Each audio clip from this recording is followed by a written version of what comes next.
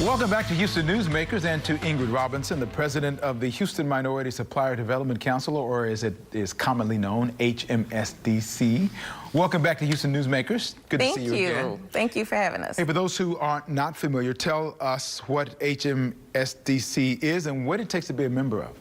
Absolutely. So HMSDC is a minority business development organization. So we help minority-owned businesses connect to major corporations and government agencies to grow their business. So we're all about growing minority-owned businesses so that we can improve the lives and economic stability for communities of color. So I am a minority business owner. Is that all that's required for me to be a member? It doesn't matter if I'm a minority, I can just still do it? No, you must be an ethnic minority, so African American, Asian Indian, Asian Pacific, Native American, and Hispanic. So 51% ownership, management, and control. So we want to make sure that the companies that are certified with us are actually genuinely owned, managed, and controlled by ethnic minorities. So talk about the certification. You said certified with you. So major companies that are trying to get businesses, it's important for them if they are coming to you that that business is certified as minority owned. Absolutely. So we have two types of membership. We have our corporate members, which are the major corporations and governmental entities, and they're coming to us to meet minority-owned companies. And they want to make sure that the companies that they're doing business with are truly minority-owned and controlled. So the minority businesses come to us for certification, and then we match them together to make sure that they can facilitate business. The pandemic has been a hit on a lot of people. How have your programs and or the businesses you have interacted with, how have they been hit by the pandemic over the last year or so? It has hit our businesses pretty hard. So what we've done is talk to our businesses about development and using this time to develop new skills, to pivot into new industries, and to better position themselves to come out of this. So Expo is even more important today than it was when we started almost 50 years ago. The idea is that minority businesses need opportunity. So what we've done with Expo is to create we wanted to create a atmosphere where they can do business together. There's a spot bid fair with state agencies so that you can get actual contracts within 2 weeks of the Expo.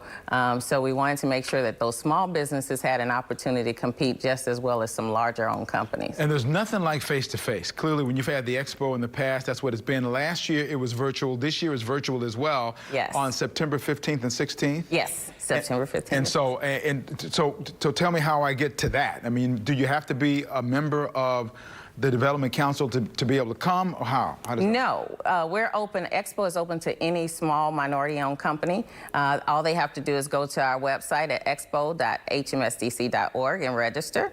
And you can see the opportunities. You can see all of the major corporations who are participating and government agencies that are going to be there so that they can see the type of companies that they're going to be able to meet.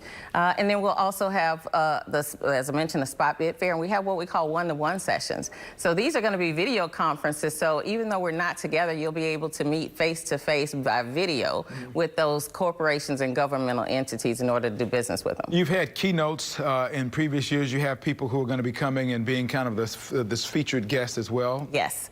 I think that part of what we do at Expo is not only do we want to provide opportunities for business, but we also want to provide education and knowledge.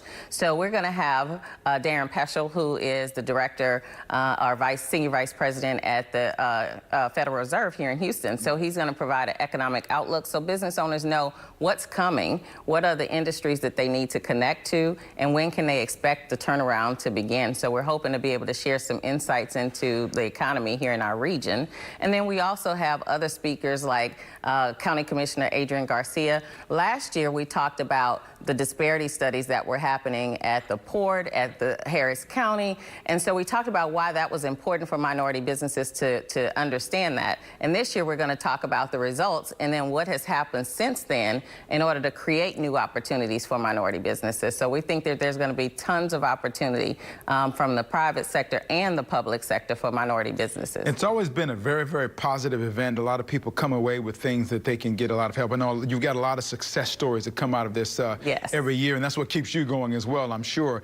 Thank you for coming in and talking about this. I'm going to put all of the information about this year's event on the Newsmakers page on click2houston.com and be able to find that for sure. Oh, by the way, it's an easy website, by the way, HMSD .org is hmsdc.org is a good website. Yes. Easy. And the number's there, but I'm going to put that on the website as well. Remember the date to remember, the 15th and 16th. You remember those dates?